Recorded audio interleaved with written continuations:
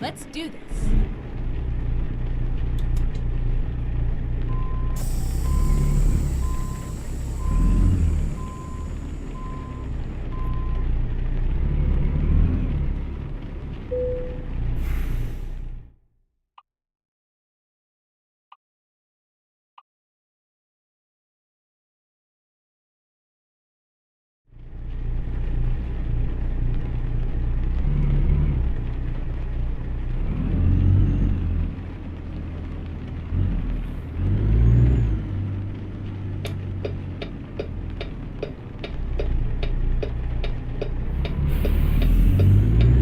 Turn left.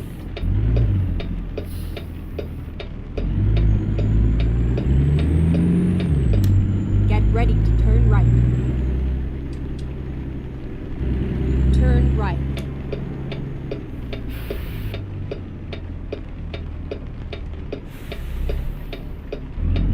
It's all over now.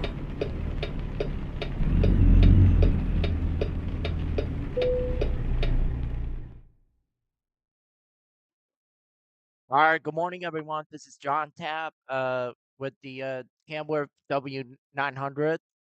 This is going to be the same truck as last night. We're going to begin with sweet potato pie in New Mexico. And for those of you are having a good day wherever you are, um, this is going to be the ride for you. So let's do this.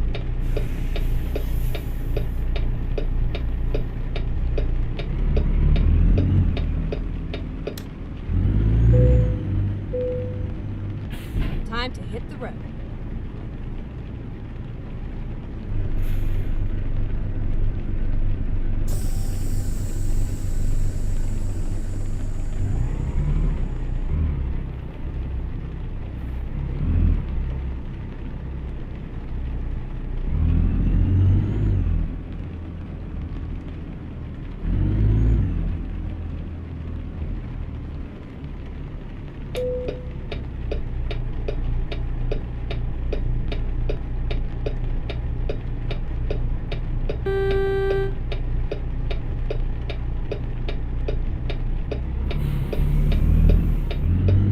Turn right.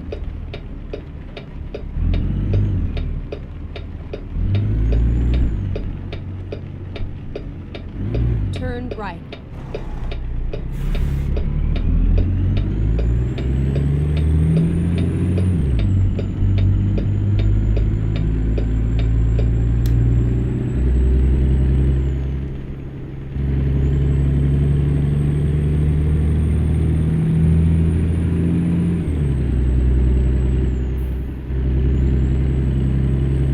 Keep left, and then turn left.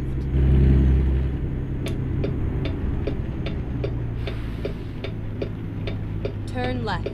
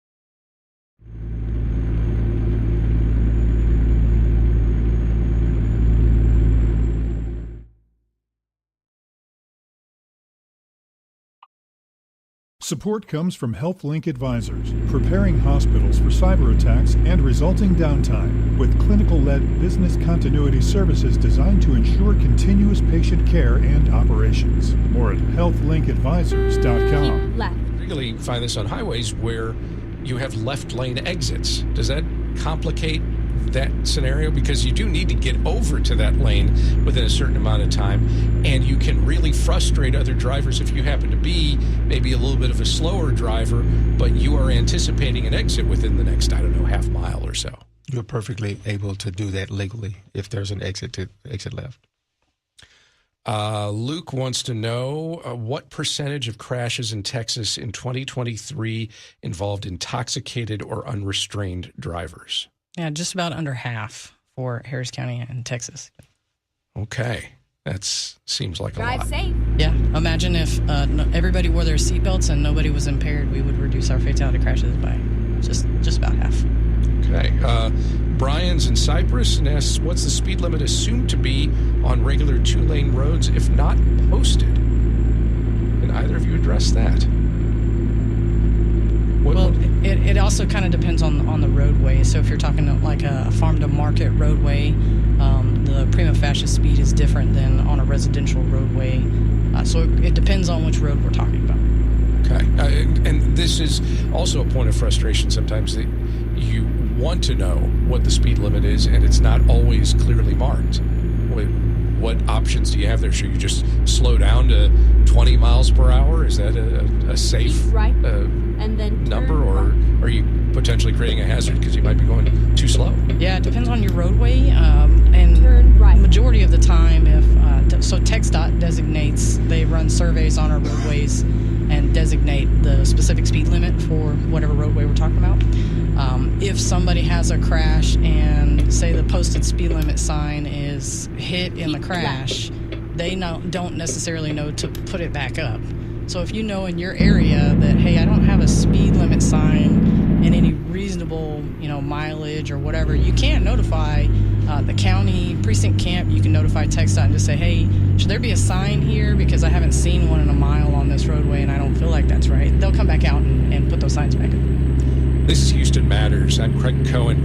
We're talking with Sergeant Sasha Latham from the Harris County Sheriff's Office and Sergeant Rich Standifer from the Texas Department of Public Safety about the rules of the road for Thanksgiving travel. We welcome your questions and comments for them at talk@houstonmatters.org, and then or you can call us at 713-440-8870. Go straight on. Is there anything we can do over the next week to avoid or minimize interaction with drunk drivers? Any suggestions? I would advise, if you were going to travel, you'd probably try to travel, not to say that intoxicated motorists don't drive during the day, but they tend to operate more so at nighttime. So if you need to travel somewhere, try to get an early start. I know when I worked the road, I got the majority of my intoxicated drivers late at night or early in the morning.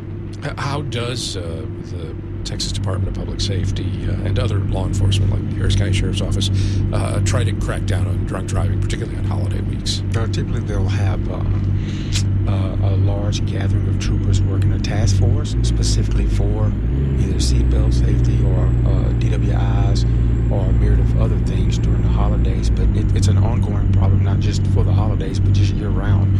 As Sergeant Latham advised, Keep left. we lead the nation in DWI fatalities right here in Harris County, so we always try to address those every day, not just during the holidays, but it is a heightened awareness during the holidays because people do tend to drink a little bit more during the holidays. Do I remember right that you were once on one of those task forces, or no? I've been on a few of them. You've been on a few of them, yeah. Yeah, I thought so.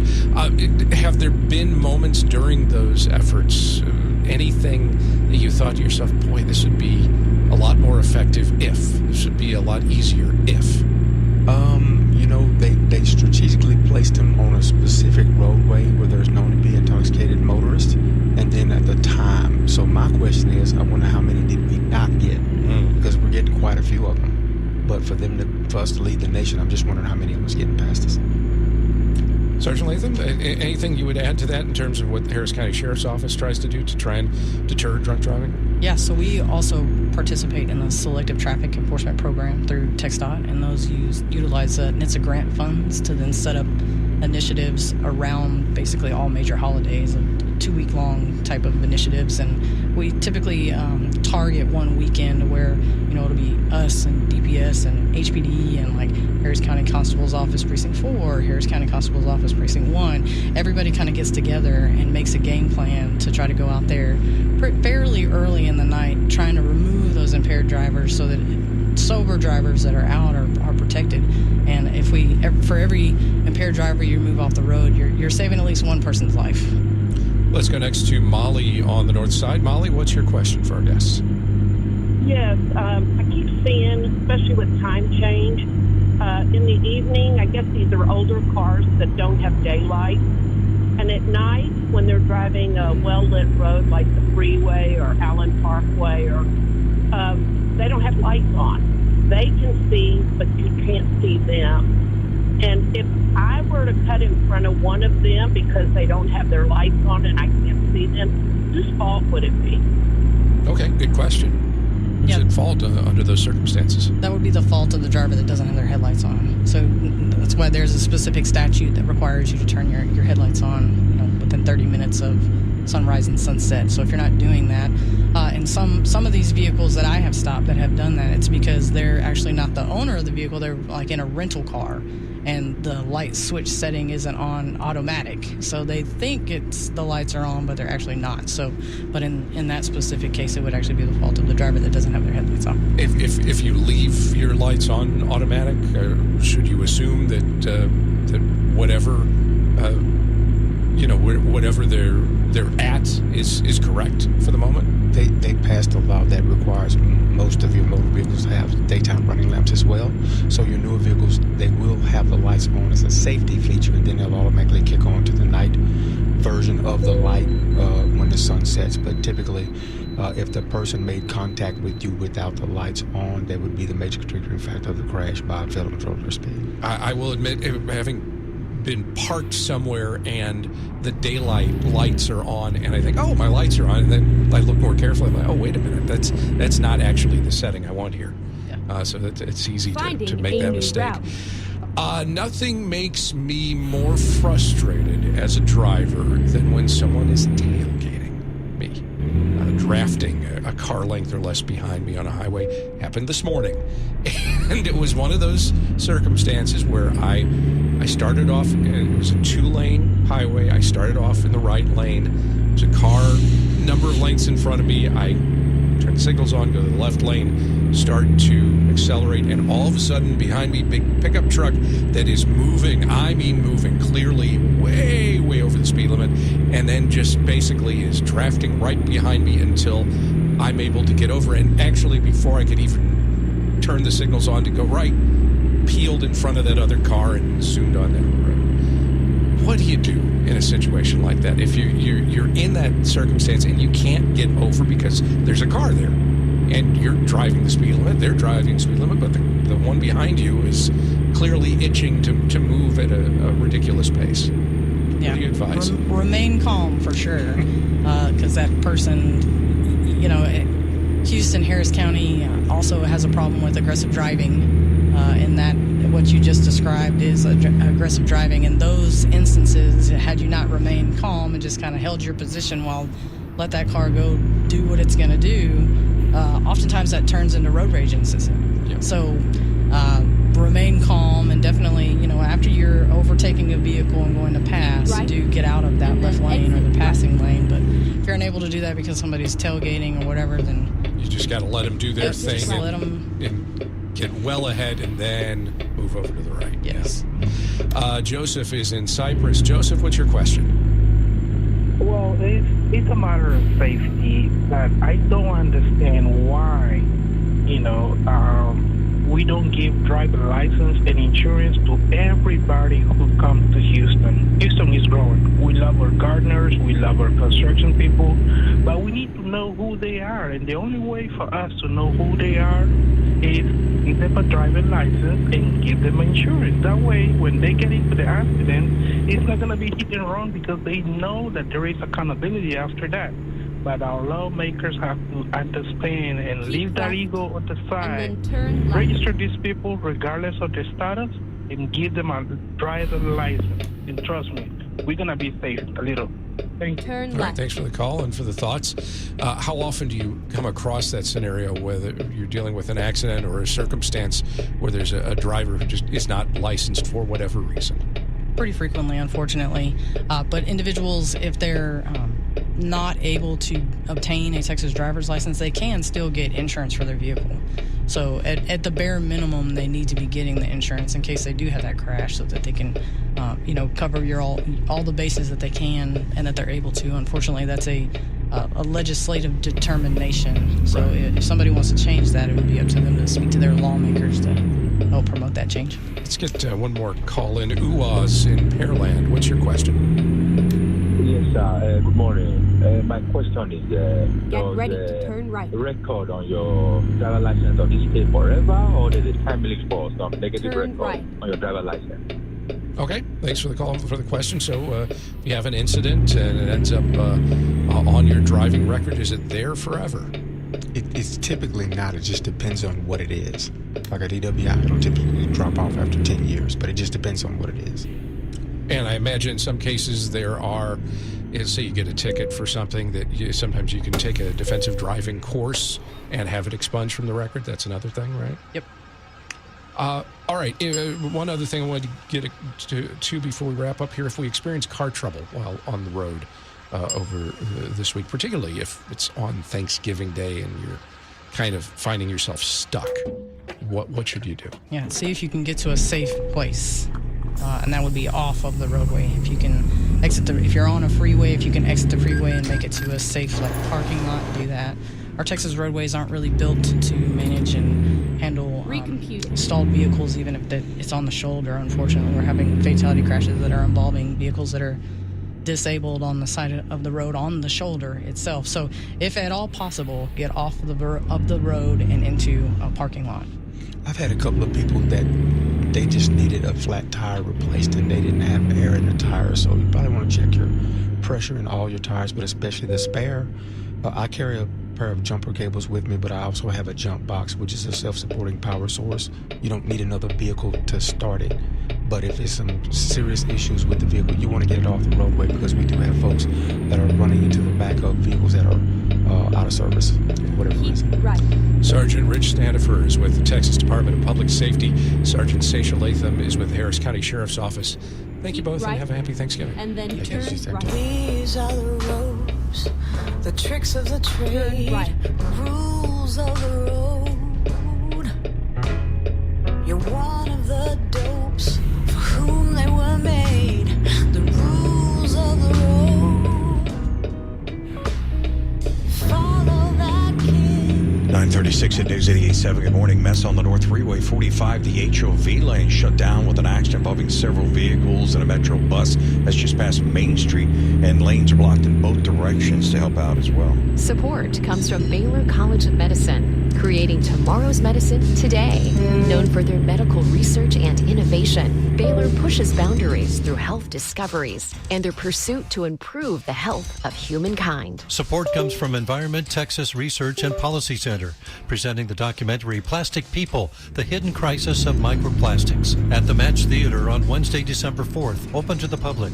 Details and more at environmenttexascenter.org. Support comes from City Lights, downtown Houston's display of holiday lights and ice skating, sweet treats, and event vendors. Visitors experience the holiday season through 12 different villages spanning downtown. Details and hotel information at visithouston.com. and from Signify Business Cash by Wells Fargo, with this business credit card, cardholders can earn rewards on business purchases with no caps or categories to track. Learn more. wellsfargo.com/signify. Terms apply.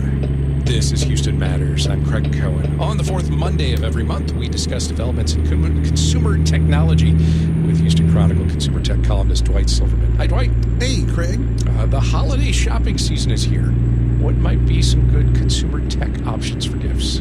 Well, this is a really interesting holiday gift season for electronics, because Donald Trump, when he takes the reins in January, has promised tariffs on electronics, particularly Chinese-made electronics, and Chinese-made anything. And everything is made in China that's electronic. And so if you've been thinking about buying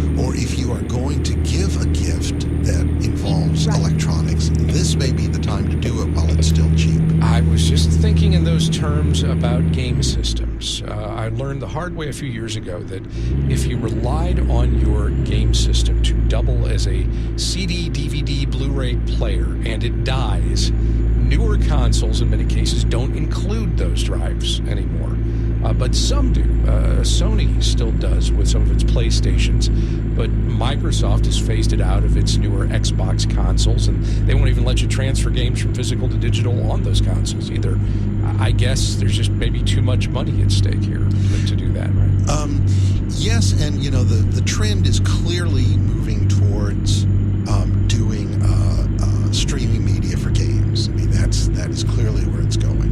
I mean, you have Netflix getting into the streaming game business, so that's clearly it. But you can still do it. So the Xbox Series X, for example, has a physical drive. The Series S, which was outselling the Series X for a while, doesn't have one. Yeah, that's what I bought, and I didn't realize it at the time. It was a couple of years ago, and when it arrived, I'm like, wait a minute, where's the drive? Right. Oh no! Right. The PlayStation 5, Sony's current box, does have one. The PlayStation 5 Pro does not. Right. But there's an external drive you can buy as an option. The PlayStation 5 Pro is more powerful, better graphics, yada yada yada, but it doesn't have that drive. You have to add it. It's more expensive, but then you add the drive, that increases the expense. So it's definitely becoming something that you don't do unless you're ready to pay for it. To their credit, on Sony's website, because I was checking this out just about a week ago, they make it pretty clear. Here are the choices that include drives, and here are the ones that don't. Right. I do wish Microsoft was a little more clear about that. Well, the one thing that Microsoft does do is they have a thing called Xbox Play Anywhere, and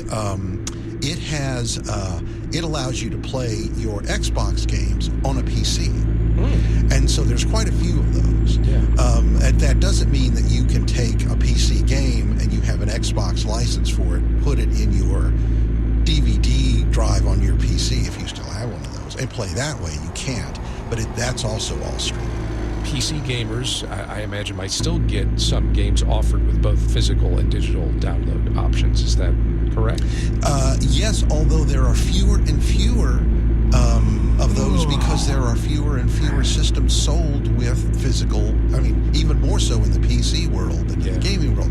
If you build a system or buy a big desktop system in the PC world, you can probably get a DVD drive installed with it. But if you buy it off the shelf, if you buy most gaming laptops, and those are very popular now, you're not likely to have a drive in it. Any other holiday tech items that you want people to be aware of? One of the really interesting things, for the first time, Amazon is selling a color Kindle. It's called the Color Soft. And a lot of people have said to me when I have mentioned this to them, well, books text black and white, right? However, there are a lot of photographs in books, and there are a lot of books with color photographs in them. It is people who like to read comics or graphic novels are really excited about this because it can be done that way. However, they're so popular that they're back ordered. It's a 3 to 5 week. It is a 3 to 5 week delay, and some users of it report a yellow band at the bottom of them. And in fact, if you go to look on Amazon's page for the Color Soft Kindle, there is a notice saying that some customers are seeing this and we're fixing it. That said, if you can score one and you are a reader and you love photographs and books, it's a great option. This is Houston Matters. I'm Craig Cohen. We're talking with Houston Chronicle consumer tech columnist Dwight Silverman about the latest developments in consumer technology. The social media landscape's undergoing a bit of a metamorphosis these days. Which platforms are seeing gains and which ones losses, and why? Okay. Well, post-election, because of Elon Musk's full-throated support of Donald Trump, X has lost a lot of subscribers. They are moving to either Threads or Blue Sky. Blue Sky is the spin-off that was kind of an experiment by Twitter, spun off. It's now fully independent, has nothing to do with Twitter or with Jack Dorsey, who came up with the idea to do this. He was the Twitter co-founder. That's right. And Blue Sky kind of was like this also ran social media platform that looked a lot like Twitter, still does, but they have been steadily adding features. And one of the features that kind of hit just as people were getting dissatisfied with X was a feature called a starter pack. What the starter pack does, it allows anyone to build this big collection of people they like to follow, categorized by topic or a variety of things. And with one click, you can follow all of them. Does this help explain why? Because I have a Blue Sky account that, as you know, I don't use much. But all of a sudden, out of the blue, I got a whole slew of new people following. Yes, because you are probably on a bunch of media starter packs, Houston starter packs, radio personality starter packs. I'm on a bunch of tech starter packs, Houston starter packs, tech starter packs, and it is, I've gone from, when this started, I had about 550 followers on Blue Sky. I now have over 4,000 followers on Blue Sky. And I guess the idea is that you have more control there than you have on X in terms of what shows up on your feed. Yes. So typically most social media platforms have an algorithmic feed as the default. You can get a following feed on almost every social media platform, but they're either hard to find, they're not the default. On Blue Sky, it's the default. And you can create all other kinds of different feeds, and there's a bunch of them. So, for example, I follow a science feed, a tech journalism feed, Houston feed. There is an algorithmic feed called Discover that's also there, but it is not the default. How about Threads? So Threads is interesting. Threads is Meta's product that competes with X. And Threads came off of Instagram. And if you had an Instagram account, you could get a Threads account. So it instantly gave them critical mass. The problem with it is, as a lot of people say, it doesn't thread very well. Discussions kind of are hard to follow. It forces you to the algorithmic feed. There's a following feed, but you can't stick with it. And it's not very good for news. In fact, there's a toggle in it where it says, I don't want to see any politics, and you click it. And so there's not a lot of sharing of that. And so during the election, it was kind of a weak choice for news. And that's another reason why Blue Sky has taken off, is that it's open to almost anything. We were talking earlier with Jim Sesniak from the Houston Airport System. One topic we didn't get into with him was airport Wi-Fi. What should we know about it? Oh, this was a kind of a surprise story that cropped up on my radar, and I did a column on it. Ookla, which creates the speed test app that is kind of the gold standard for testing network performance, does this annual survey of airports. And the time they did the survey, which was the third quarter of this year, the Houston airports had the slowest Wi-Fi on their list of 50 big airports. Wow. It was about 25 megabits down, which was the previous minimum for broadband by the FCC's definition. They since raised it to 100 megabits. Between the time that happened and the time I talked to the airport system, they had raised, they had doubled the speed to 50 megabits, but that still puts it near the bottom of the list. That said, I will simply say, in terms of using my phone at the airport, I've never had any issues there. And indeed, that is the case with most people. 25 megabits, you can watch a 4K, stream a 4K movie. The problem is, at 25 megabits, if everybody's trying to stream a 4K movie, you're going to have a problem. And an expert I talked to said Wi-Fi at airports is what's known as bursty, where people get off a plane or they clog a gate getting ready to get on it. Everybody's on the Wi-Fi at once, and then they get on the plane and it's gone. And that creates kind of ups and downs. I think anybody who's been at an airport and used the Wi-Fi here knows that it also sometimes becomes unusable. finally calm my instincts towards paranoia here. CNN reported on a research study examining whether our phones are listening to us. Are they? So the research study was a privacy researcher who took 17,000 apps, boiled them down to 9,000 that kind of are the most popular and the most used for this, and then basically sniffed what they were doing online. None of them listened to you. But what should fuel your paranoia is that they don't have to. Because the other ways that advertisers and people who want to find out about you and target you can get your data.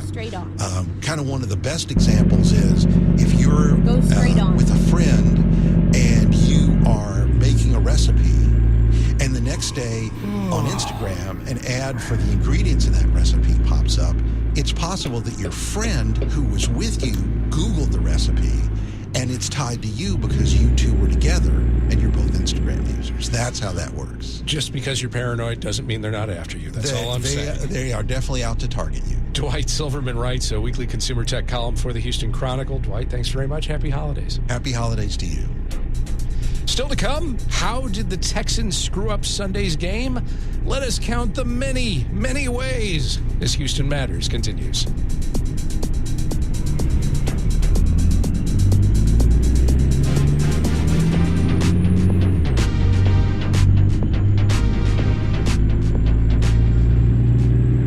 HOV shut down with a wreck with a Metro bus, several other vehicles, a lot of damage. Just past Main Street, lanes are blocked off in both directions as well. Houston Public Media brings to you PBS World, 24 hours a day, 7 days a week on TV 8.6. Experience the personal connection behind the headlines with programming devoted to telling stories that humanize complex issues. PBS World helps us understand the movements, conflicts, and cultures that connect us all.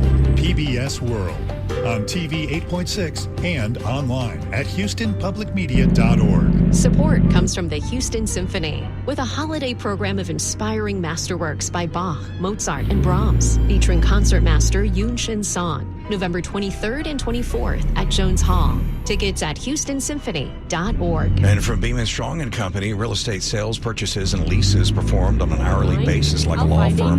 Information 713-552-1110. 11 penalties, a missed chip shot game-tying field goal, a last-minute safety, a leaky first-half defense, a less-than-accurate QB, no running game.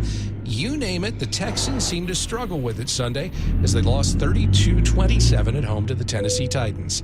Let's talk about it with Houston Press writer and Believe in Astros podcast co-host Jeff Balke. Hi, Jeff. Good morning, Craig. Where do you want to start? I don't know. Where do you want to start? How about let's begin with the most encouraging moment, which was a big kickoff return followed by an immediate touchdown pass in the first seconds of the game. And I guess things kind of went off the rails from there. Yeah, from 12 to 12:10 yesterday, everything seemed in really good shape.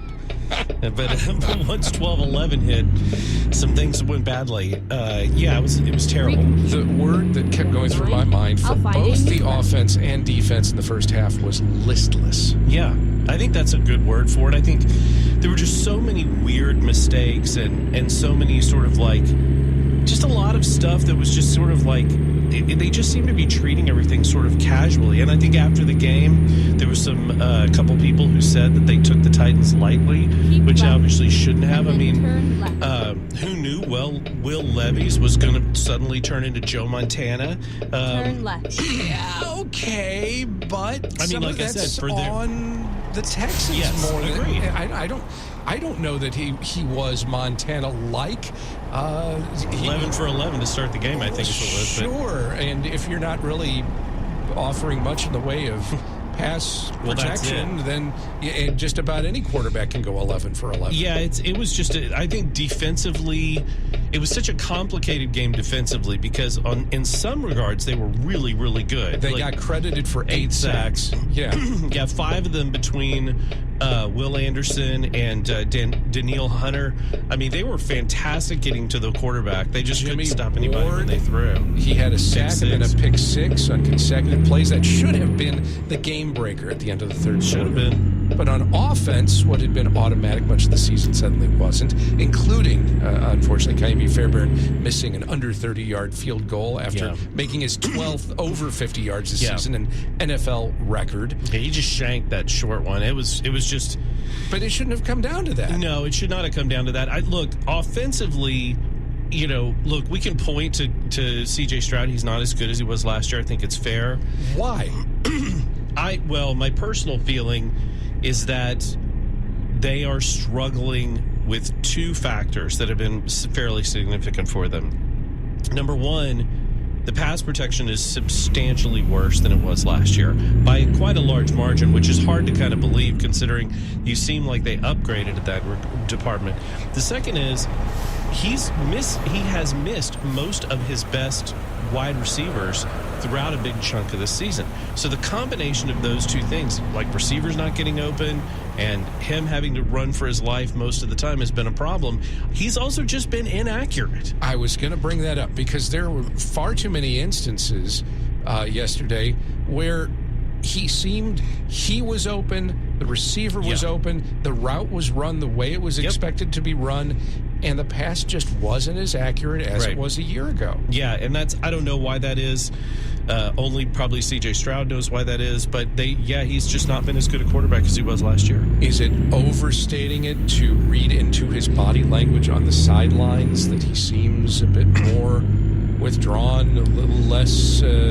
Okay, so I'm going to give you my caveat for this. First of all, I really absolutely, it drives me crazy to try and analyze people based on one shot on the sideline. Yeah. But I think in this case, we're probably right because his performance and the many shots we saw of him on the sideline were the same. And it's been that way kind of throughout this season. He has just not looked as, he hasn't looked as into it as he has, previously.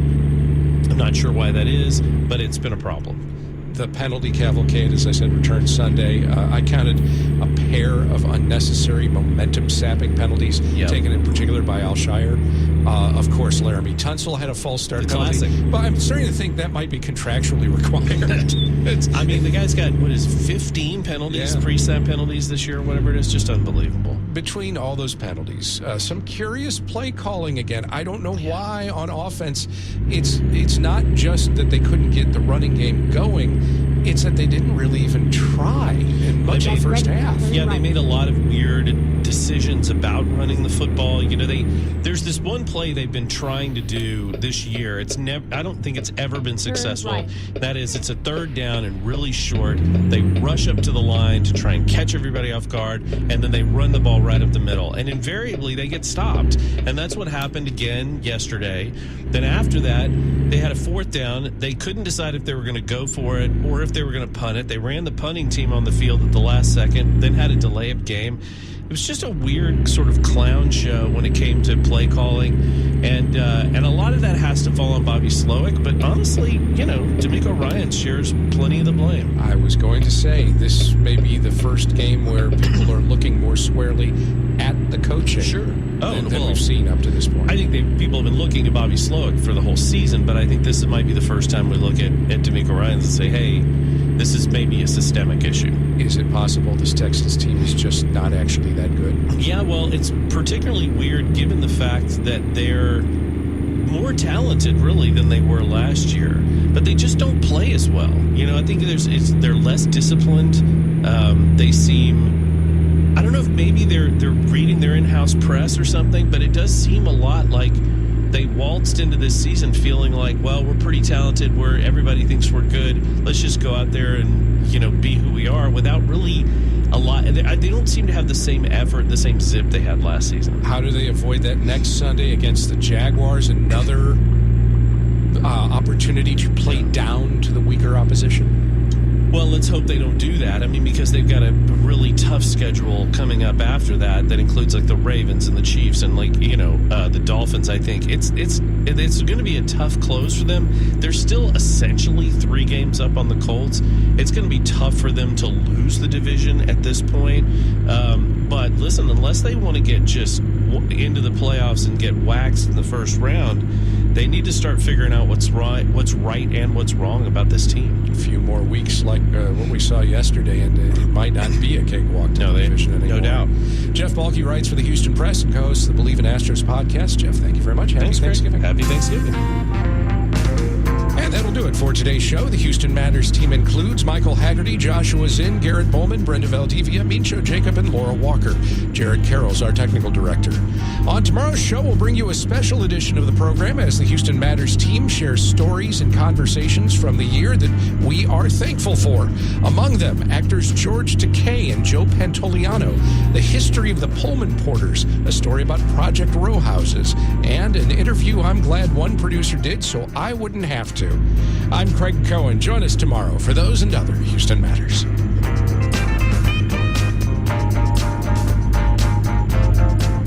Approaching 9:59 here at News 88.7. Good morning. Mess on the North Freeway 45 in the HOV lane south of Main Street. Wrecked with a Metro bus. Several other vehicles. Whole left side of an SUV was ripped off. They have lanes blocked off in both directions as well as the HOV lane. Support comes from Baylor College of Medicine, creating tomorrow's medicine today.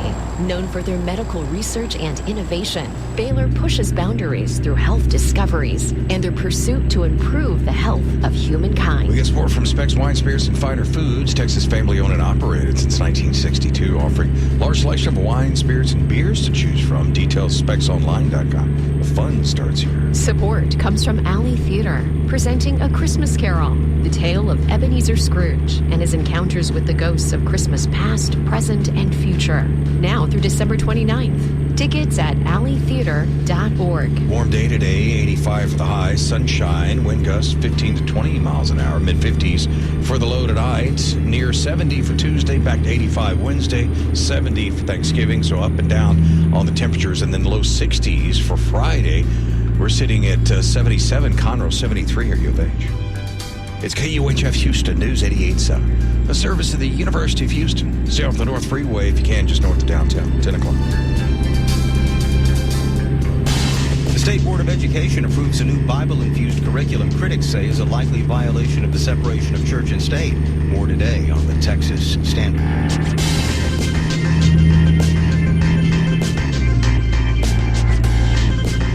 Texas Standard is a production of KUT Austin, KERA North Texas, Houston Public Media, and Texas Public Radio in San Antonio. I'm David Brown. Critics say the just-approved Bluebonnet school curriculum overemphasizes Christianity. It's set for introduction in the schools in 2025, though it's likely to face a long legal battle. We'll hear more.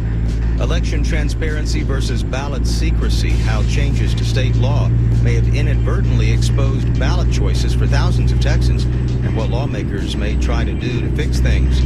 Plus, a new question about immigration status for many seeking hospital treatment in the Lone Star State. Those stories and more when the Standard gets underway right after this.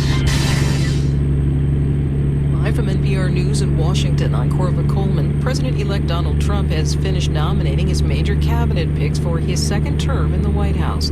That includes Brooke Rollins as Agriculture Secretary. She's now the head of a think tank that is focused on Trump's policy agenda.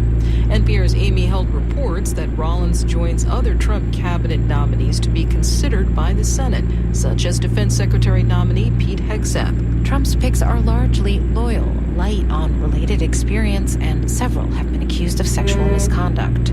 Documents remain unsigned by the Trump transition team, including those that would reveal donor names.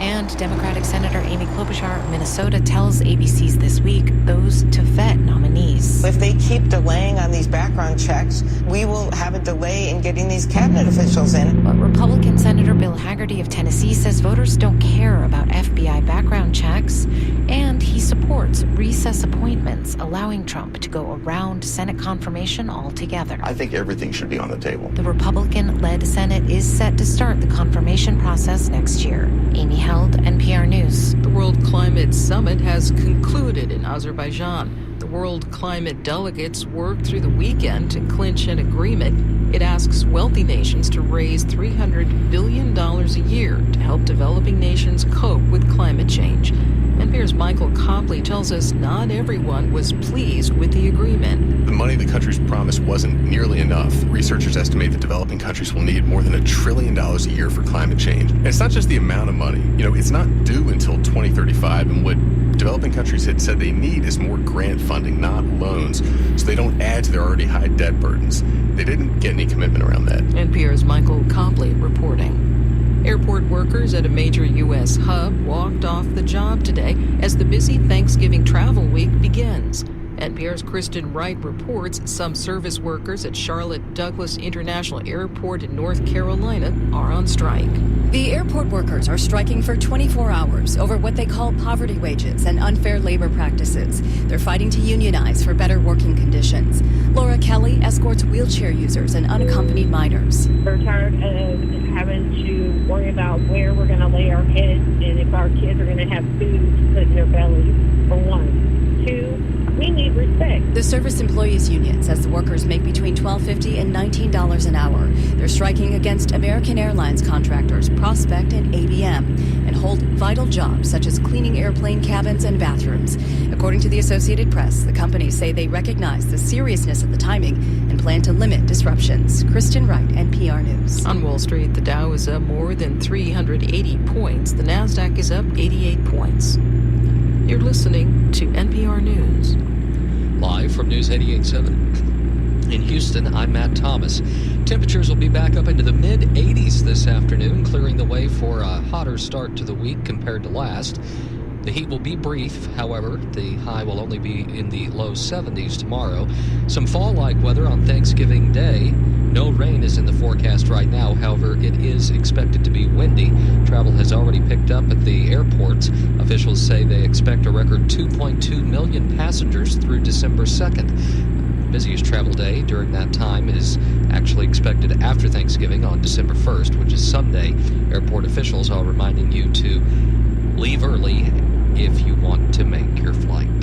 On Black Friday, the busiest shopping day of the year, most purchases will be made with a credit or debit card charging high processing fees. News 88.7's Tom Perumian reports on a new statewide coalition aimed at bringing down those credit card fees. Texans Against Hidden Credit Card Fees is a coalition out to expose the credit card industry's exorbitant fees. Dr. Emily Williams-Knight is with the Texas Restaurant Association and spoke out about hidden fees in a YouTube video. Texans today pay over $10 billion every year in credit card processing fees. These fees are not set in a competitive marketplace, and they are purposely hidden from consumers so that we won't see or question the fees. There is no reason for Americans to pay the highest swipe fees in the industrialized world. Knight says the coalition is advocating for state lawmakers to require competition and transparency for the largest banks and credit card networks doing business in Texas. I'm Tom Perumian, News 88.7. Sports, the Texans lost to the Tennessee Titans yesterday, 32-27. However, they are still at the top of the division and have a 7-5 record. Again, the weather for this afternoon, it will be a warm one in the middle 80s, but then we will only be near 70 degrees for tomorrow afternoon. I'm Matt Thomas, News 88.7. Support for NPR comes from NPR stations. Other contributors include Corporation for Public Broadcasting, a private corporation funded by the American people, and the John S. and James L. Knight Foundation, helping NPR advance journalistic excellence in the digital age.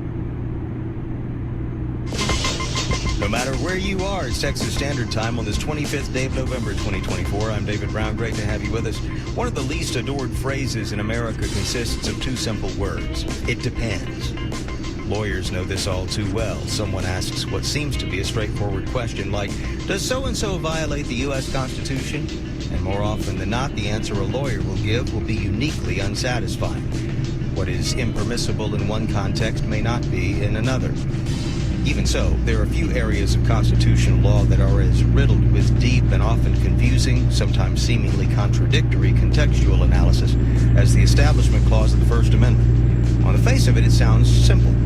Congress shall make no law respecting an establishment of religion or prohibiting the free exercise thereof. Indeed, if you were listening closely, there are two clauses there, not just the Establishment Clause, but the Free Exercise Clause.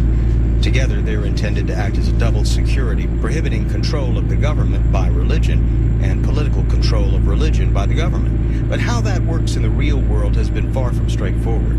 It's almost certain to be tested again after a vote by the Texas Board of Education on Friday. On Friday, the board voted to approve an optional state-sponsored elementary school curriculum called Bluebonnet Learning, which critics say is infused with Christian teachings and which its defenders say provides a foundational cultural literacy. Joining us to talk about it, Talia Richmond, who reports for the Dallas Morning News Education Lab. Talia, welcome back. Thanks for having me. The vote was 8 in favor, 7 against, so pretty close. We get a sense from the discussion about the reasons people voted as they did. Yeah, absolutely. So the 8 votes in favor all came from the Republican majority on the board, with all of the Democrats opposing. There were some Republican members who joined their Democratic colleagues, but their concerns were less about the Bible infusion and more about the content, whether it was age appropriate for elementary schoolers. Let's talk a little bit about that curriculum. I hear the timeline, by the way, is next fall to be introduced to 25-26 school year. Who came up with this curriculum, and beyond the broad characterizations we've been hearing, what's specifically in there that some find objectionable?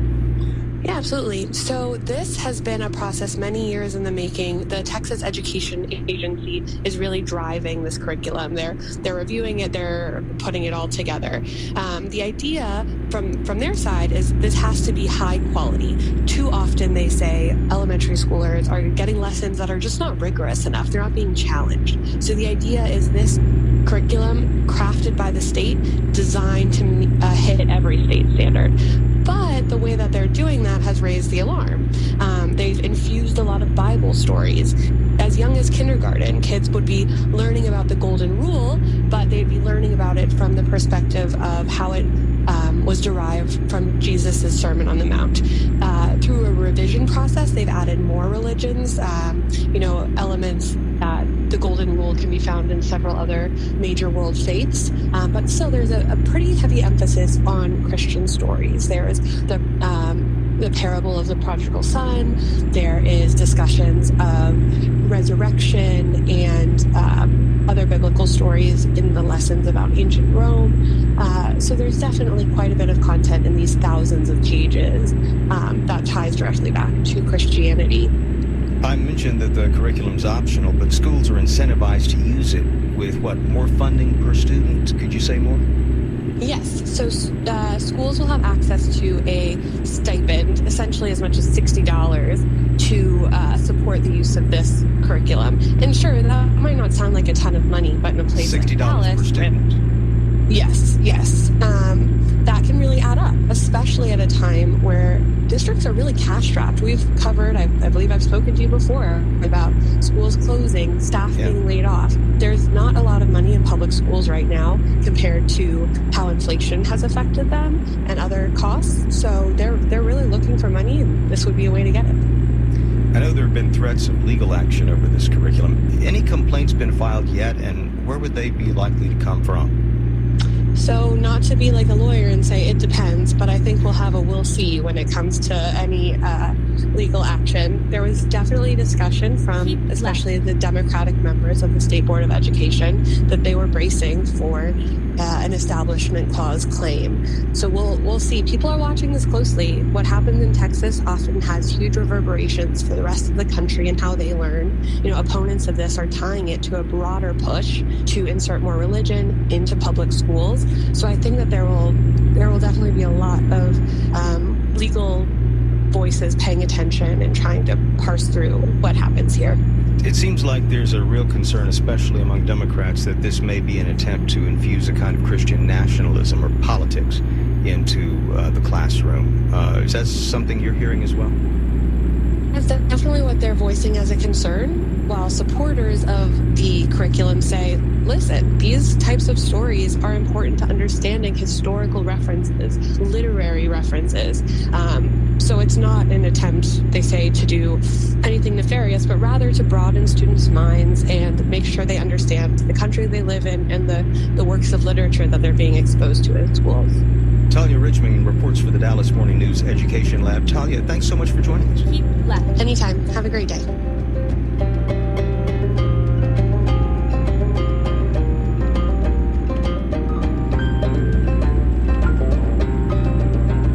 In an effort to increase election transparency, Texas lawmakers may have actually put some voters' ballot secrecy at risk.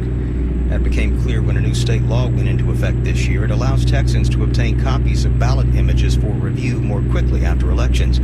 Any identifying information is supposed to be redacted, but in some cases, people have been able to find individual voters' ballots by cross-checking with other public records. The Texas Newsroom's Blaze Gainey explains.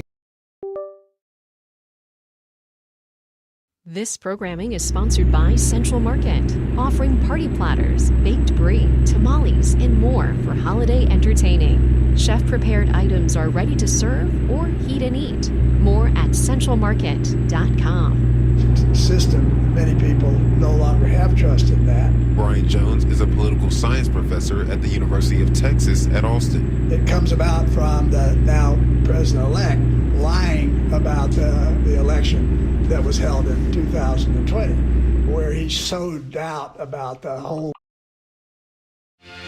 You've got so many chances to win big on Hard Rock Bet. Even a small bet can bring in that.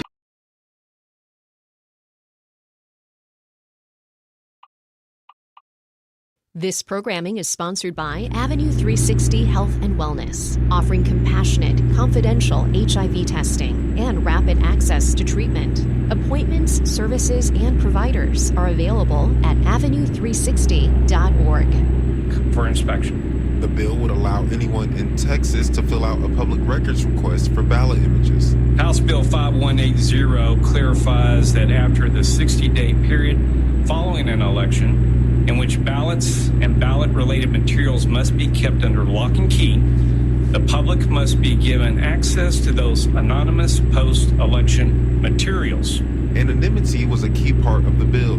Before public requests for ballots were filled, officials would have to redact any identifying information that could be tied back to a voter.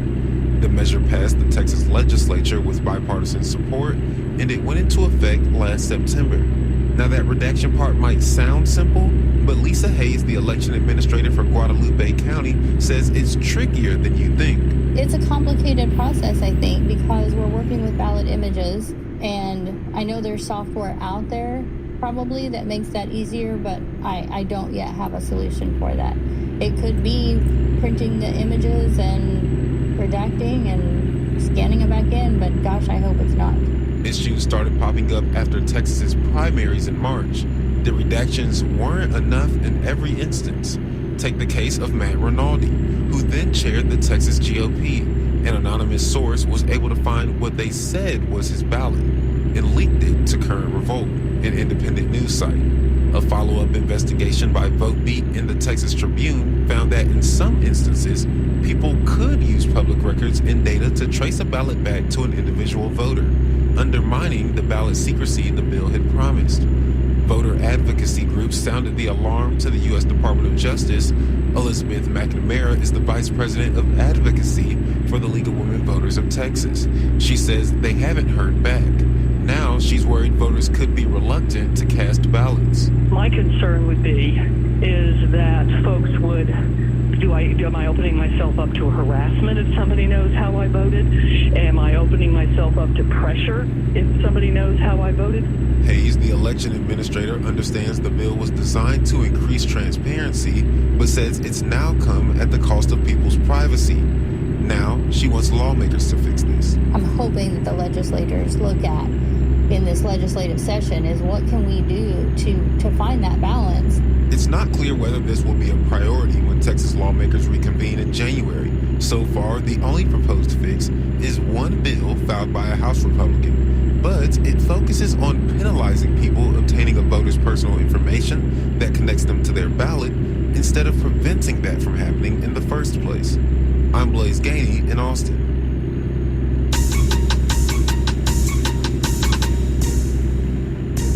The Texas Standard's Roll Alonzo in for Wells Dunbar, monitoring the talk of Texas on this Monday. Roll, welcome back. Hey there, David. Well, we've been seeing a steady stream of names floated as picks for President-elect Donald Trump's incoming cabinet over the last couple of weeks. And over the weekend, we learned of a couple more with some strong Texas ties in particular. Trump named Brooke Rollins, who grew up in Glen Rose, graduated from Texas A&M, and once headed the conservative think tank Texas Public Policy Foundation, as who he intends to nominate to the head of Department of Agriculture. And he also named former Texas State Representative and former NFL cornerback Scott Turner, a native of the Dallas area, to serve as Secretary of Housing and Urban Development. The two are among the relatively few Texans thus far named to the cabinet, a lack of showing from the Lone Star State that some have been commenting on, considering the state's large role in Texas politics. We've got a couple of stories on the TexasStandard.org for folks who want to learn more about these picks, as well as more in the news roundup coming up. And as these picks keep coming, I'm certain we'll be keeping an eye out and mention them here on the show. I'll keep an eye on social media in the meantime, David, and be back with more comments at the end of the show. Yes, we'd love to hear from you, too. Reach out to Texas Standard on your social media platform of choice. Raul Alonzo back at about 35. In a mostly quiet rural county east of Dallas, people making a lot of noise about a plan to build a lithium storage facility. That, plus a look at the travel picture as Thanksgiving fast approaches. All that and more coming up as the Texas Standard continues. Hey, let's do a Texas Standard chime check, shall we? Coming up on 19 minutes past the hour. Support for Texas Standard comes from the Texas Department of Agriculture, showcasing wild-caught Texas shrimp, sustainably and ethically sourced from Texas's own backyard. Texas Gulf shrimp varieties and recipes at wildcaughttxshrimp.com.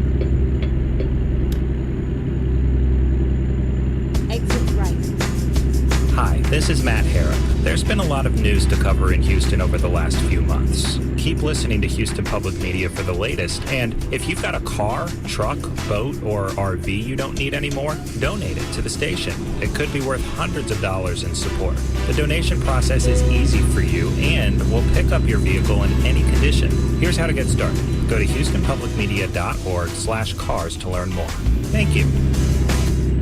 Tonight on Houston Public Media TV8, the series Made in Texas presents the film Jesse Trevino, the artist, the man. Get an in-depth look at the life of the renowned San Antonio artist. Tonight at 8 on Houston Public Media TV8. Support comes from City Lights, downtown Houston's display of holiday lights and ice skating, sweet treats, and event vendors. Visitors experience the holiday season through 12 different villages spanning downtown. Details and hotel information at visithouston.com.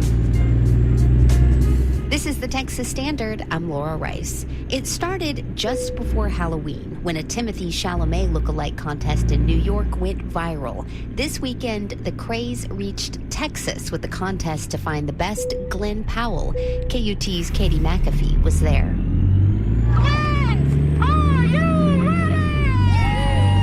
The lookalike contest for movie star Glenn Powell didn't start out as anything special. Henry Long organized the event with his girlfriend Kate. He says the initial prize was the cowboy hat that he bought for his Halloween costume, some city admiration, and roughly $7. It all started kind of as a joke at our Friendsgiving. Kate says before long, Torchy's Tacos got involved. They put a year of free queso on the line for the first prize winner. And then I got a call from a family friend of the Powell saying that Mrs. Powell would love to judge, and we were speechless. Glenn Powell himself couldn't make it in person, but he did up the ante in a video that was played at the contest. Now, you may know that my parents make a cameo in every movie I make, but today, the winner of the Glenn Powell lookalike contest wins their parents, or any family member of their choice, a cameo in my next movie. A physician's assistant named Max Bronstein took home first place. I'm Katie McAfee in Austin. Support for coverage of business comes from Texas Mutual Insurance Company, a workers' comp carrier dedicated to handling claims proactively to help injured employees get back on the job and policyholders get back to business. More at texasmutual.com/claims. And you're listening to the Texas Standard. Van Zandt County is about an hour east of Dallas, far outside the congestion of the metroplex. It's mostly rural and quiet, but a potential energy project is causing some locals to make a lot of noise. The proposal by a Finnish energy company is to build a lithium battery storage facility, which would collect and store power to be used at a later time. For example, energy from a solar farm could be gathered during the day, stored, then redeployed at night. But many people in Van Zandt County are worried about potential safety concerns and negative impacts to land and water. David Dunnigan is among those concerned. He's a leader of the group Save Van Zandt County. David, welcome to the Texas Standard. Thank you. How did you first become aware of this proposed project? Well, about 6 years ago, we had a proposed solar facility plan to come in and take away about 1,000 acres of our pasture land that's used for, in most cases, growing hay. And we managed to stop that, but we just started watching ERCOT, their reports of new potential facilities and things like that, and managed to see this pop on the radar. We didn't think much about it until our commissioner's court decided to have a meeting with that battery facility so that the citizens of the county could visit and ask questions. How close is it to where you live? It is about 5 minutes from me. Some of my really close friends are literally right across the street from it. What are the main concerns you guys have about this facility? Well, this may sound a little ironic, but out here we kind of almost consider ourselves true environmentalists. We're all about, clean air, clean land. We have a lot of ranchers here that grow cattle that, they want to stay away from all the extra chemicals and things like that. And there are actually almost contests out here for the hay growers to see who has the purest hay. So when something like this comes out here that either has the potential in some cases to catch fire or cause a fire, or you're bringing something in that has a lot of chemicals and stuff in it, it gets people around here itchy because we're really trying to stay away from fires and chemicals and things like that. If there were a fire or a flood or some other kind of disaster, what do the services in Van Zandt County look like? What would happen? Is there enough to respond to an emergency like that? They're almost non-existent. In the rural parts of most Texas counties, and especially Van Zandt County, the closest fire department is a volunteer fire department, as pretty much all of them are in the county.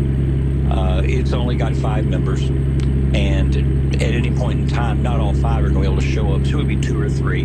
Their response time would be about 4.5 minutes. And as we've seen in the past with fires on this prairie land, when you've got dry grass, 4.5 minutes can be several acres. And so the surrounding counties in some cases have to come out also and help battle a blaze like this. So you can imagine when like one gentleman's got about 100 head of cattle literally right next to this. It's a great concern for fire to damage the surrounding houses, kill cattle, and take our volunteer fire departments that just don't have the equipment or the ability to fight something like this.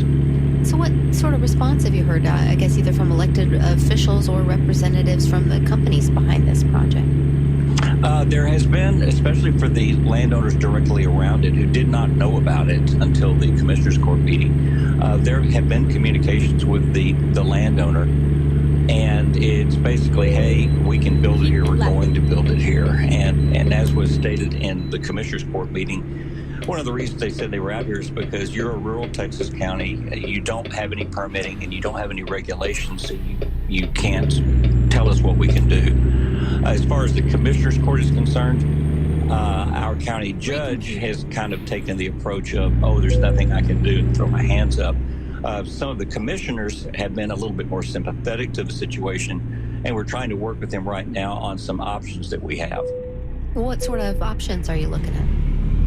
One of them would be that this county could adopt the International Fire Code on the commercial side, and it would simply allow the fire marshal for our county, who, by the way, to understand just how small a county we are, our fire marshal has to also split duties with inspecting septic systems in the county. So you can imagine he has a dual role, but it would allow him to make sure that facilities like this actually had fire suppression systems in them and that they maintained them and kept them up to date.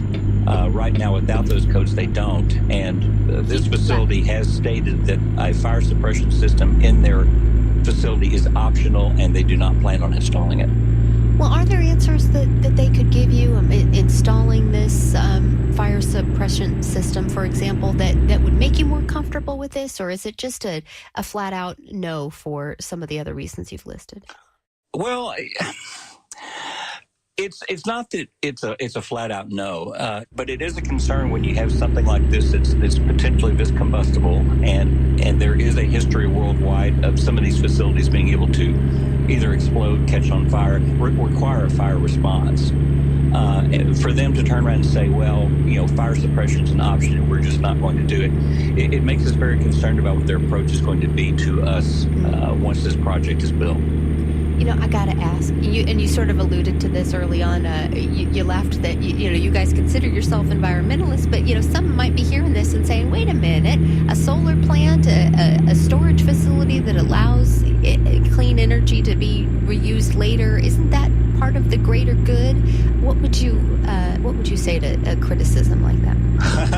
Well, I actually would say that you're right. A lot of this kind of technology can be used for the greater good, but it becomes very questionable when it is placed in places where they say, hey, we can do this because you can't regulate us. In other words, you can't also help protect the population. So, no, if you go all through the county, you're going to find solar panels here and there used in a micro-type environment, for gates and controls and things like that. And obviously, in a larger scale, that probably would not be a problem. But it needs to be placed in the right places, not put in places that can't be regulated for the safety of the citizens around it. David Dunnigan is with the group Save Van Zandt County. David, thank you so much for your time.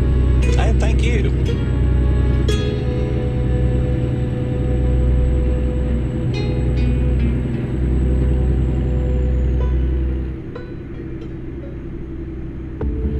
Today we ask, how is this energy transition different? This is UH Energy, driving the energy transition. Historically, each transition has introduced denser resources, coal, oil, and then natural gas, adding to existing supplies. Coal fueled the Industrial Revolution, sparing England's forests and enabling steel production. Fossil fuels provide more than 80% of global energy, but there's a pressing need for change because of the damaging impact of releasing carbon dioxide from fuel combustion. The transition proposes capturing carbon dioxide and replacing fossil fuels with lower density wind and solar power. 80% of the global population lacks sufficient energy, so we must balance doubling supply while transitioning to less convenient energy solutions. I'm Joe Powell at the University of Houston Energy Transition Institute. More episodes available at houstonpublicmedia.org/UHenergy. From the Texas Newsroom, I'm Alexandra Hart. President-elect Donald Trump has picked Brooke Rollins to become the next agriculture secretary. Rollins is a native Texan who grew up in the town of Glen Rose and graduated from Texas A&M University. She previously worked for former Texas Governor Rick Perry and has been serving as the CEO of the America First Policy Institute, which promotes Trump's policy agenda.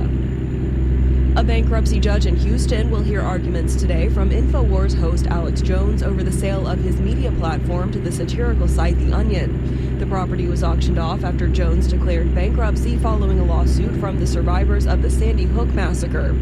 Jones alleges fraud, saying the winning bid should have gone to another company.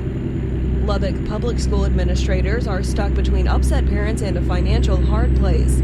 As KTTZ's Brad Burt reports, the district is trying to balance an almost $15 million budget deficit without a bond by consolidating 4 elementary schools. Lubbock ISD says the deficit stems from the district's declining enrollment and stagnant state support. The Texas legislature hasn't upped the amount it gives schools per student since 2019. Dr. Dwayne Wilkins, the district's chief financial officer, says the current allotment of just over $6,100 per student has been rough on their bottom line. Starting in 2020 and remaining to today, it has not increased. Lubbock ISD is one of the many public school districts across Texas now reporting budget deficits. LASD's trustees will make a final vote on the closure plans on December 4th. I'm Brad Burt in Lubbock. A utility agency is being sued over plans to build a pipeline on environmentally protected lands. KUT's Katie McAfee has the details. The Barton Creek Habitat Preserve is a 4,000-acre stretch of untouched natural land in southwest Travis County.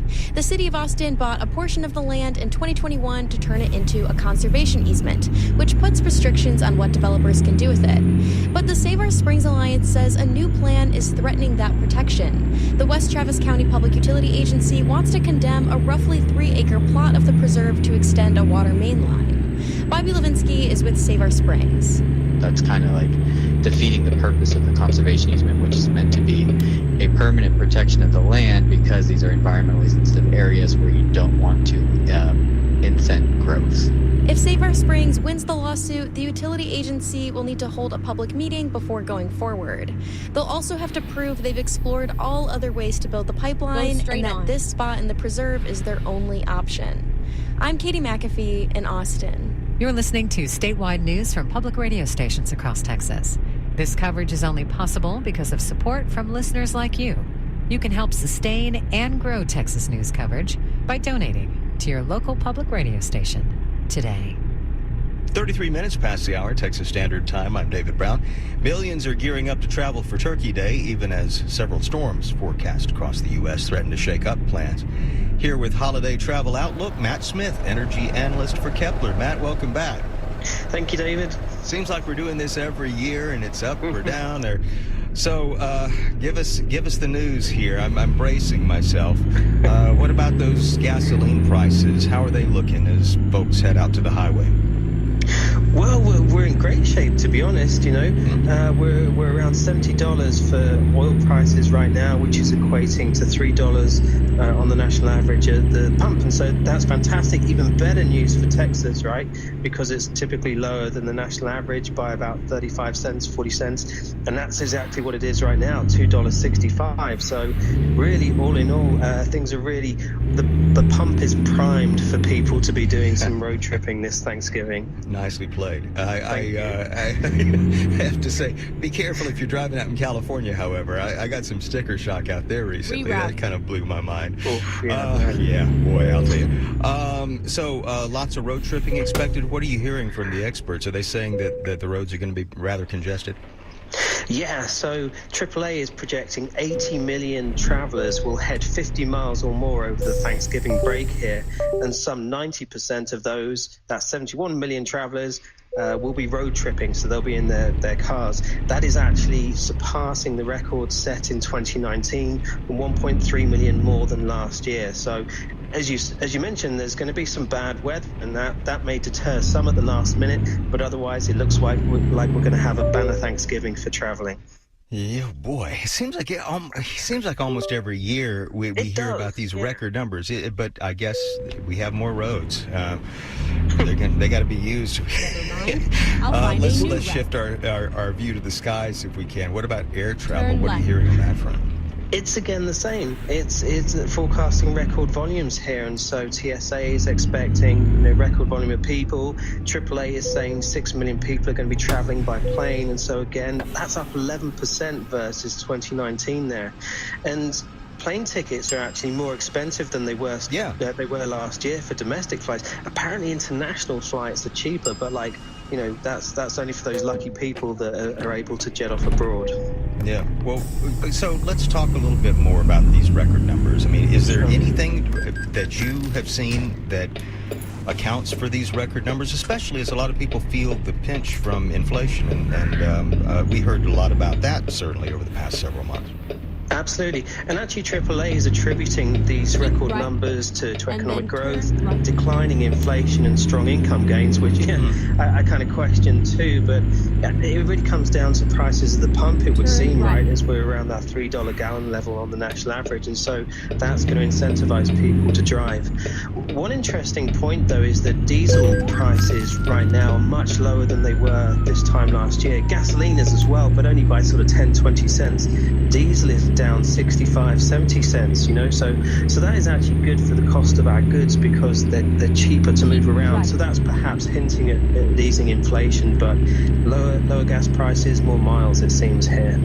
I'm scratching my head because I think about all the international tension right now, and it would seem, I mean, on the surface, you would think that that would cause prices to increase. I mean, people sort of hedging their bets about the availability of energy and fuel as we head into very uncertain times. No, exactly. But that price of oil is hanging around that $70 level. So as long as that it remains around there, then we could see prices at the pump drop below that $3 level on the national average. Yeah, so we're super close, and so seasonality will kind of just edge it lower, and so it could drop below that. But to your point, we've seen so much of this year where lower oil prices have been coming through, and then suddenly they're scuppered by geopolitical tension in the Middle East. So that's still the wild card here. Yeah, geopolitical tension. What would, I mean, we've heard about what's going on in Ukraine. Of course, maybe there's some kind of stability on that front, but the Middle East does continue to be very unsettled. What's the scenario that people are most concerned about there? We still have the tit for tat in the background here between Israel and Iran, and so if that were to develop to the point where Israel hits Iranian oil infrastructure, that causes prices to rise because we're taking supply out of the market. So that's why there is this underlying concern and hesitancy to sell off too much lower from here in terms of prices.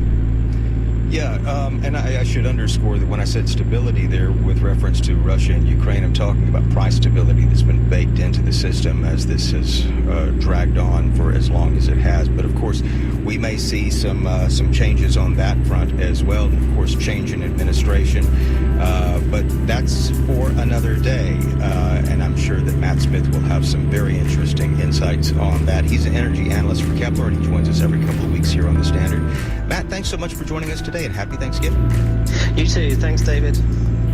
Support for Texas Standard comes from the Charles Butt Foundation, pursuing a more equitable and prosperous future for all Texans through education and community partnerships. Learn more at charlesbuttfdn.org. Support for Houston Public Media comes from attorney mediator Ron Bankston, providing in-person, video conference, and hybrid mediation and arbitration services. More at ronbankston.com. Support for Houston Public Media comes from Theater Under the Stars with their production of Disney's Frozen, just in time for the holidays. On stage December 10th through the 29th. Tickets and more information are available at tuts.com. Support comes from Mercury Chamber Orchestra, presenting their new season with 2 musical programs, Boccherini's Night Madrid and the classical piano trio of Haydn, Mozart, and Beethoven. More at mercuryhouston.org. Support comes from DePelchin Children's Center, whose annual holiday project aims to fulfill the wish lists of more than 2,000 children in their care. Info on getting involved is at DePelchinholidayproject.org. Is the Texas Standard. I'm David Brown. It's often said we are what we eat, but there's more nuance to that statement than many might credit. Take Texas barbecue, for example. If you scratch beneath the surface, it's more than just meat. In many ways, it helps us understand who we are and where we've been. Take, for example, the meat market pitmaster who many generations ago brought a Texas community together. The story is told in Texas Monthly, where Daniel Vaughn is barbecue editor, and you know what they say, where there's smoke, he's likely right there. Daniel, welcome back to the Texas Standard. Great to be here. You write that in 2019, the Texas House of Representatives passed a resolution honoring Tootsie Tominetz of Snow's Barbecue in Lexington. Very famous pitmaster, just been inducted into the American Royal Association's Barbecue Hall of Fame. But then as you did a little bit more research into her story, you wanted to know more about the pitmaster who tutored Tominetz way back in the day. Who was Orange Holloway? Yeah, Orange Holloway is the long-forgotten pitmaster who taught Tootsie Tominetz, one of the most famous barbecue pitmasters in Texas, just how to cook. I think a lot of people know Tootsie from her work at Snow's Barbecue, who's been at the top of our Texas Monthly list for many years. But the thing is, long before she was working at Snow's Barbecue, and really long before she and her husband were working at their own market in Lexington, she was down in Giddings as really a barbecue greenhorn, and didn't really know where to start as far as cooking barbecue or making sausage. It was Orange Holloway, who was the longtime employee there at in Giddings at the city meat market, that taught her how.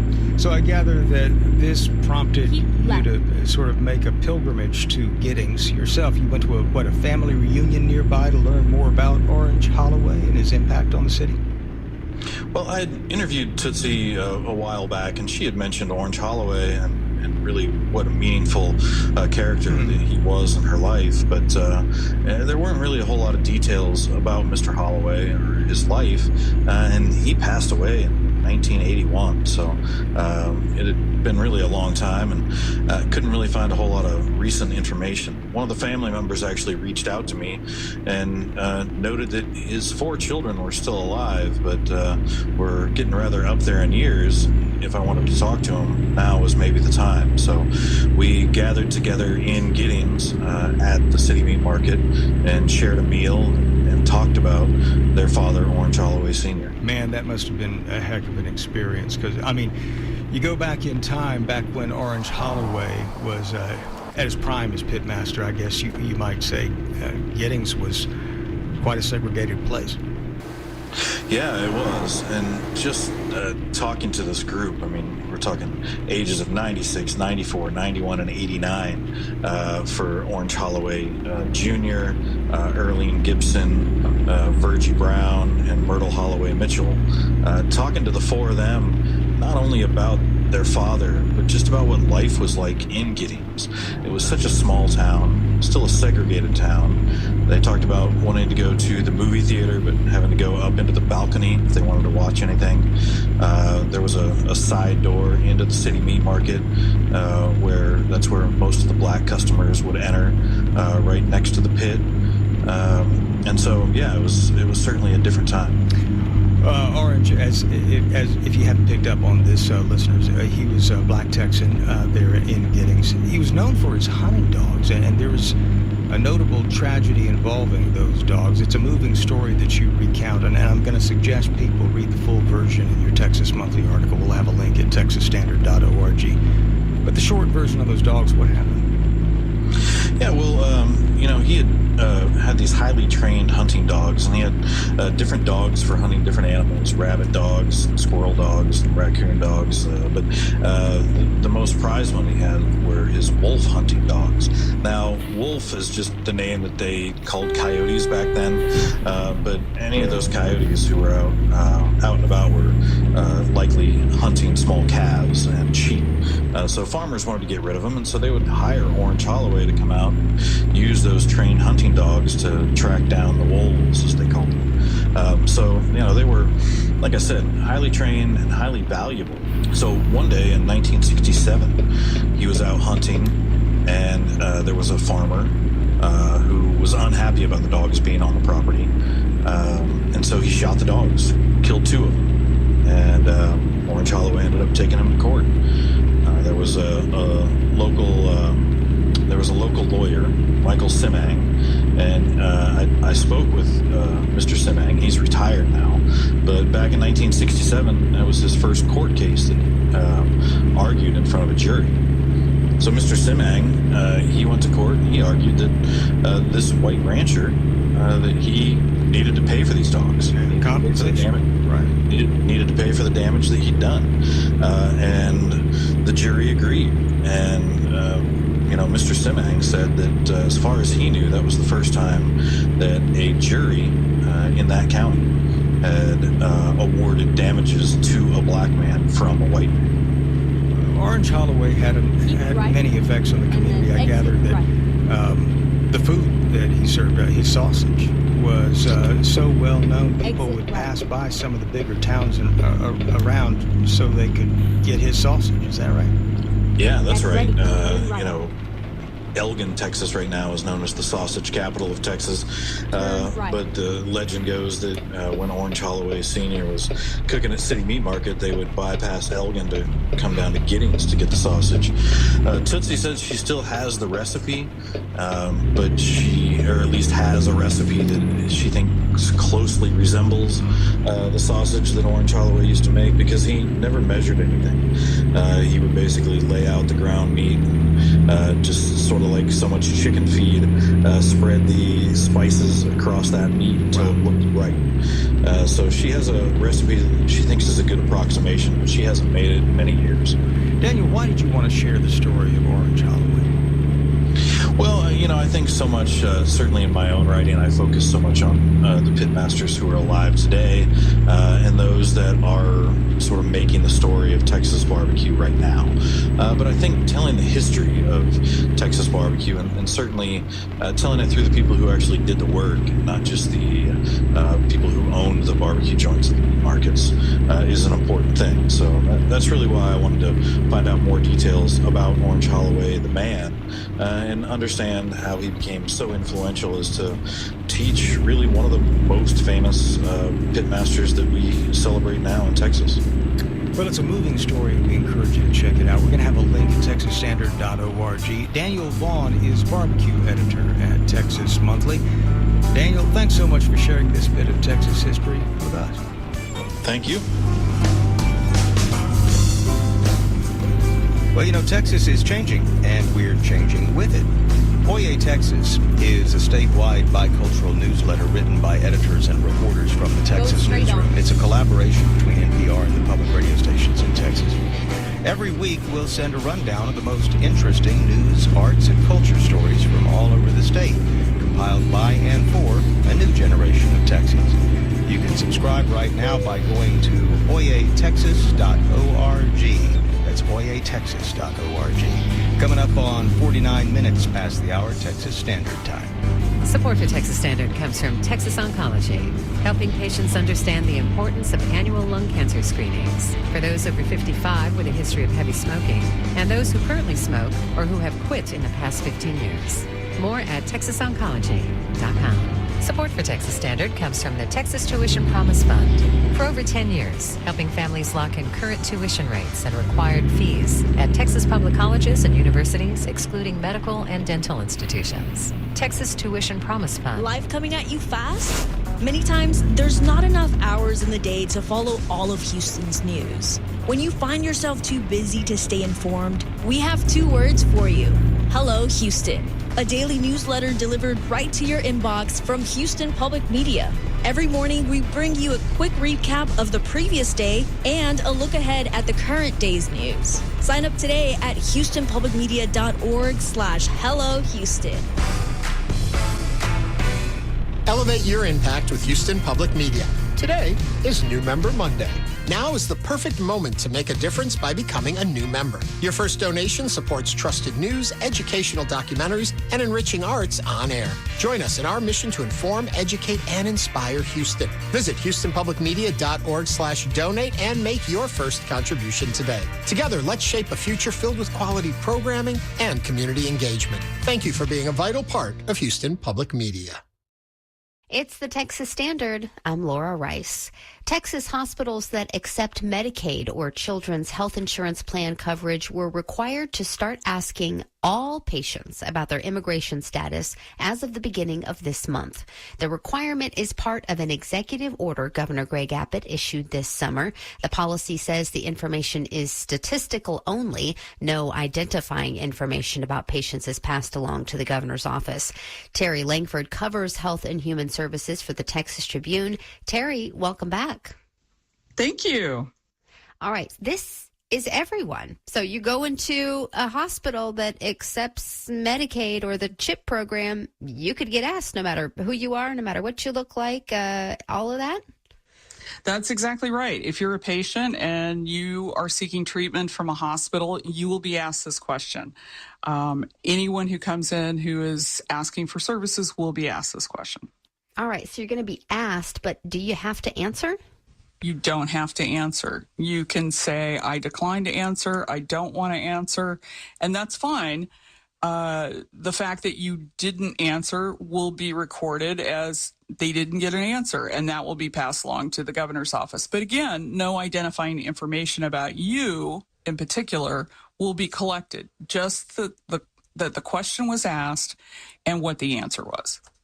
Now, what happens if a patient feels like a healthcare provider is pressuring them to respond to the question if I don't want to answer isn't taken? They have a couple of routes they can go. They can ask to speak to a supervisor. They can ask to speak to whoever's in charge of client services at the hospital. But hospitals are being told, and they know that they don't have to get an answer from patients on this question. Well, I said this applied to hospitals, but how about your regular doctor's office or even an urgent care facility or a community clinic? We spoke to the Texas Hospital Association and other groups, and from what we can see and what their lawyers are telling them now, this only applies to hospitals. So you said that this isn't being tied directly to patient information. So what exactly is the governor's office trying to determine? Do we know anything more about how the information collected is being used? Abbott has argued for months that the Biden administration's immigration policies have cost states more money and that the federal government should reimburse states for those costs.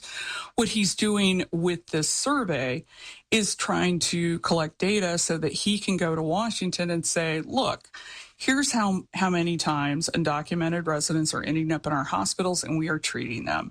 So we want to recoup those costs.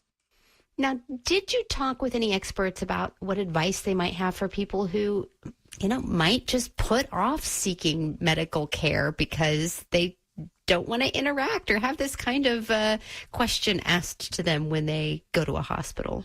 Well, that's the real concern here, is that hospitals are really worried that people who really need care are going to avoid the hospital.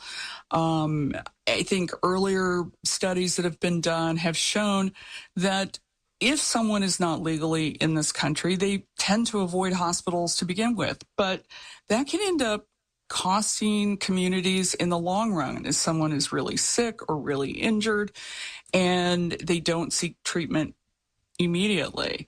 It is always a concern. And the one thing we will point out is that because of federal statute, if you end up in an ER, you will be treated no matter what if you have a serious healthcare concern. When is this question asked? Is it like part of a form at intake, or is it usually a conversation with an employee, or can it happen anytime during your care at a hospital? It can happen at any time during your care. We've asked hospitals, it's left up to hospitals on when they want to ask this question. It's just that they have to ask this question of every patient. So we're not quite sure. No one has given us any indication at what point in the patient's journey through the hospital when they will be asked this question. It'll come at any time. Terry Langford covers health and human services for the Texas Tribune. Terry, thank you again. Thank you. And you're listening to the Texas Standard.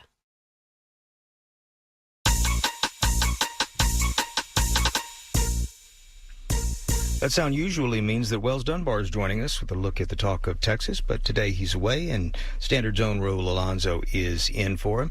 Raul, what are you hearing online? Hello, David. Well, lots of comments out there this morning about the story at the top of the show. The State Board of Education giving the final approval to a Bible-infused curriculum for Texas public schools.